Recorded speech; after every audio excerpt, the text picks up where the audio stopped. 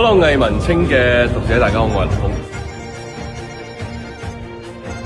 我自己個人嚟講，應該係由樓梯行上嚟嗰一幕，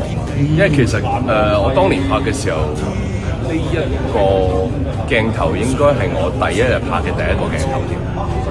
係啊，所以都印象深刻啦，因為第一次演古裝啦，咁同埋去演一個帝王，所以都壓力幾大。咁但係你仲要第一日就要拍登基啦，咁所以都係一個好難忘嘅經歷。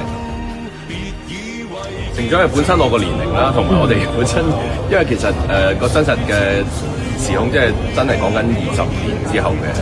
嘅巡邏啦。我哋都真係20年之後再拍成版，咁個年紀上面係符合嘅。經過20年嘅成長，咁我正常一個人都會成熟啲啦。咁同埋對於一個角色嘅理解啦，嘅演繹都會，我相信會經驗豐富啲。當年係電視劇啦，咁而家大銀幕其實本身係兩個唔同嘅媒介啦，咁需求嘅演繹其實本身都會有啲唔同。我自己就會做少少減法，因為始終你大銀幕，咁你隻眼你去到大銀幕，你好多好細微嘅嘢就睇得好清楚，會放大。咁所以最緊要係我兩師徒嘅情感啦。今次會再深入啲，再細緻啲，希望俾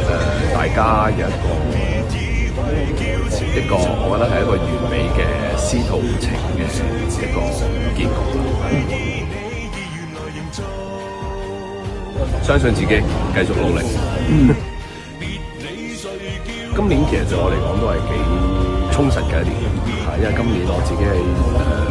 演唱上面都有算係